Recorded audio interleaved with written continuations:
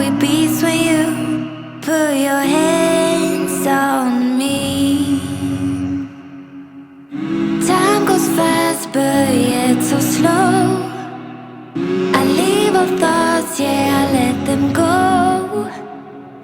'Cause I'm here with you, and all I need is you. 자, 안녕하세요 여러분, 제이엔입니다. 자, 저는 오늘 이 손에 들려있는 시나몬이래.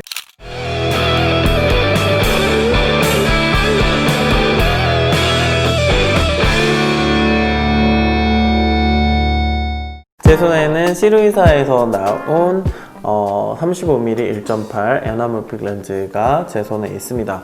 자, 시루이사에서 저한테 이제 리뷰용으로 보내주셨고요. 제가 뭐 따로 제작비를 받은 것도 아니고 그냥 정말 순수히 리뷰용으로 여러분들에게 전달드릴 것을 약속드립니다. 미리 이 에나멀픽 렌즈에 대해서 이야기를 하기 전에 에나멀픽 렌즈 자체에 대해서 좀 이야기를 해야 될 것 같습니다.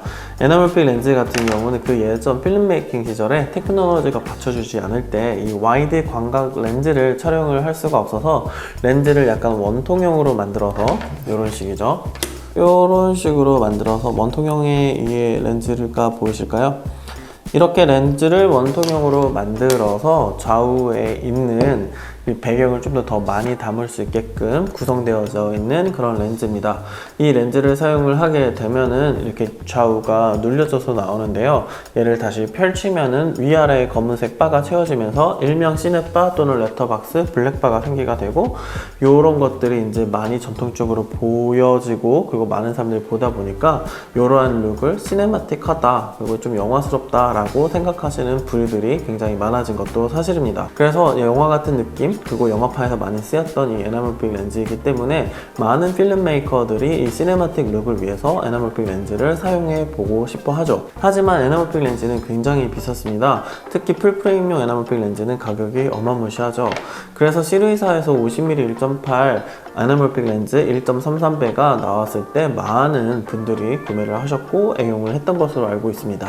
자, 요번에 그 다음 버전인 35mm 버전, 조금은 좀 더 광각이 된, 이게 풀프레임 환산으로 하면은 곱하기 2를 해야 되잖아, 마이크로 포 서드 같은 경우에는. 그래서 35mm라고 해도 좀 상당히 망원 계열이긴 하지만 이렇게 광각으로 찍어줄 수 있는 부분이 있어서 일단은 이 35mm 1.8이 좀 더 50mm보다 더 많이 쓰일 것 같은 그런 화각이고 새로운 신상으로 나왔습니다. 그래서 요거를 오늘 리뷰를 해보도록 하겠습니다.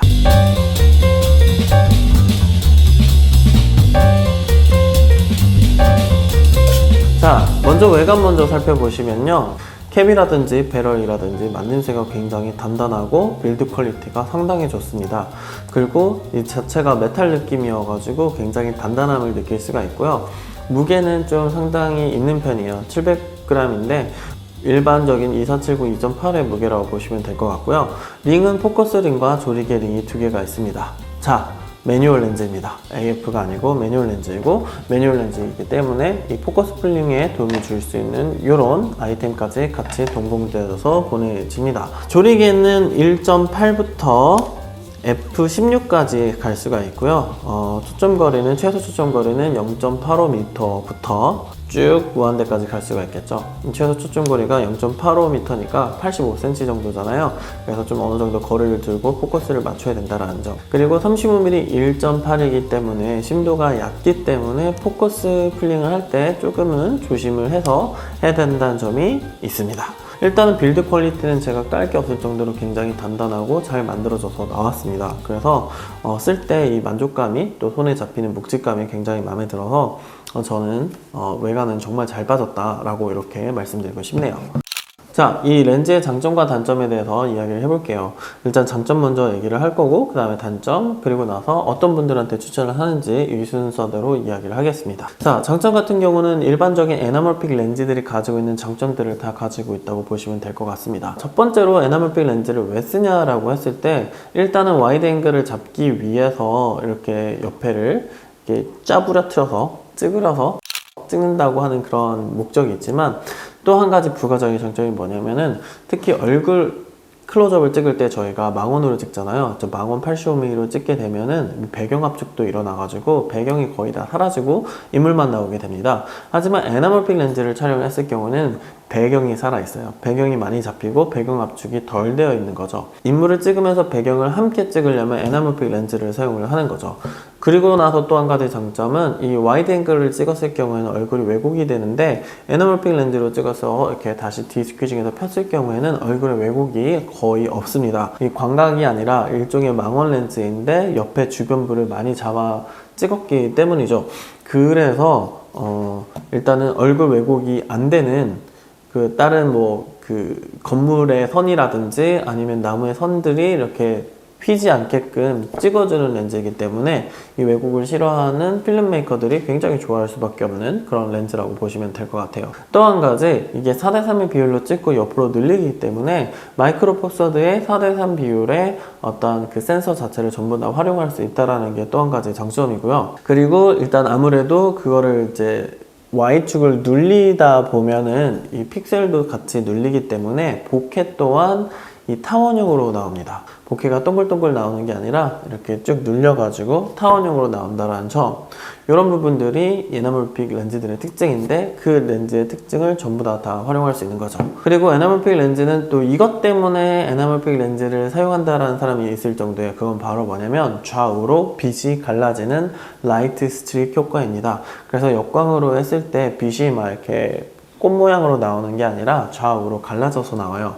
그래서 이런 느낌을 위해서 일부러 많은 필름 메이커 또는 촬영 감독님들이 많이 사용을 하고 있거든요. 그래서 그런 룩들을 찍을 수 있게 도움을 주는 그런 렌즈이다.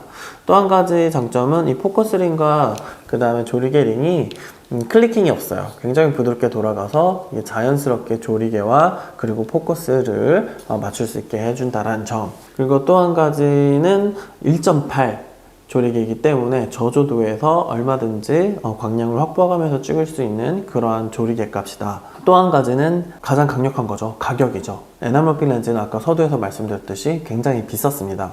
하지만 이 가격대에 에나멀픽 렌즈를 쓸 수 있게 해준다는 점은 정말로 마음에 드는, 정말 좋아할 수밖에 없는, 에나멀픽 렌즈를 한번 사보고 싶었던 분들이라면은 정말 환영할 만한 그런 가격대예요. 그리고 마지막으로 마이크로 포서드용으로 나왔긴 했지만 어댑터링을 통해 가지고 소니의 E마운트나 캐논의 EF-M 마운트에 장착할 수 있다는 점이 되겠습니다.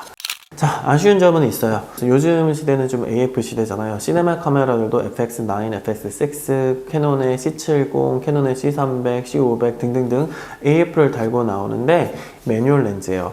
물론 영상은 기본적으로 프로페셔널 필드에서 매뉴얼로 하는 게 맞긴 하지만 점차 그 영상 메이킹이 좀 개인화되고 일인화되다 보니까 AF가 되냐 안 되냐를 굉장히 따지시는 분들이 많이 있어요. AF가 안 된다는 점 조금 아쉽긴 하지만 말 그대로 정말 필름 메이커들을 위한 그런 렌즈이고 그리고 그런 룩을 위한 렌즈이기 때문에 그런 부분을 감수를 해야 된다는 점이 조금 아쉬웠고요. 장점이자 단점일 수도 있는데 마이크로 포서드용이고 소니 E마운트와 EF-M 작은 센서들에 맞는 그런 렌즈라는 거죠. 정말 많은 분들이 풀프레임 룩을 위해서 풀프레임 카메라를 장만하고 있는 시점에 마이크로 포서드용 또는 APS-C 정도에서 쓸 수 있는 렌즈라는 점은 살짝 아쉬울 수가 있습니다. 뭐 이거는 개인 호불호고 그 다음에 개인 차가 있기 때문에 그 부분 조금 많은 걸 바라면 안 되겠죠. 풀프레임용은 엄청 비싸니까. 뭐 그 외에 단점은 거의 없을 정도로 그 두 가지 외에는 없을 정도로 굉장히 좋은 그런 렌즈입니다. 깔 게 없어요, 솔직히. 자, 이미지 퀄리티 같은 경우에는 얼마나 샤프하냐 안 샤프하냐를 따져야 되는데 제 경험상 샤프했습니다. 제가 이걸 사진을 찍어가지고 얼마나 샤프하냐, 주변부 왜곡이 어떻게 되느냐 등등등등 할 필요가 없는 게 영상은 말 그대로 이 흘러가는 이미지다 보니까 영상을 정지시켜 놓고 몇백 배 확대를 해가지고 픽셀 피핑, 말 그대로 픽셀 바이 픽셀 보지 않는 이상 굳이 의미 없는 일이기 때문에 전반적으로 봤을 때 얼마나 깔끔하게 얼마나 컬러가 잘 이쁘게 뽑아져 나오냐 라는 측면을 봤을 때 이 가격대를 생각을 한다면 불평을 할 수가 없을 것 같아요. 전반적으로 렌즈 성능도 괜찮았다 라고 말씀을 드릴 수가 있겠습니다. 자, 이걸 누구한테 추천을 하냐, 진짜 마이크로 포스드용을 사용을 하시는 GH5 시스템을 가지고 계시는 분들 또는 BMPCC 4K 마이크로 포스드용을 가지고 계시던 분들한테 적극 추천하는 그런 렌즈입니다. 특히 이제 GH5 시리즈나 블랙매직 4K 같은 경우에는 AF 성능을 거의 없다시피 생각을 하고, 그리고 매뉴얼로 맞추시는 분들한테 정말 적격인 카메라인데다가 어차피 이 친구도 매뉴얼이기 때문에 이 두 개를 조합을 해서 사용을 하신다면 에나멀픽 시네마틱 룩을 정말 좋게 뽑아낼 수 있지 않을까 이 생각이 좀 들어요. 그리고 시네마틱 룩을 위해서는 다이나믹 레인지와 그 다음에 컬러 뎁스가 굉장히 중요한데, 그 아까 말씀드렸던 이 두 기종의 카메라 같은 경우에는 뭐 로우까지 촬영할 수 있게 만들어주는 BMPCC, 그리고 10비트까지 찍을 수 있게 만들어주는 GH5 시리즈가 있기 때문에 정말로 좋은 퀄리티의 영상을 뽑아낼 수 있지 않을까 이 생각이 듭니다. 따라서 시네마틱 룩을 원하신다, 궁극적인 시네마틱 룩을 원하신다, FM대로 시네마틱한 룩을 찍고 싶다 하시는 분들에게 강력하게 추천드리는 렌즈라고 말씀드리고 싶네요. 자, 이상 제이엔이었고요. 저는 다음 시간에 좋은 정보로 찾아뵙도록 하겠습니다. 감사합니다.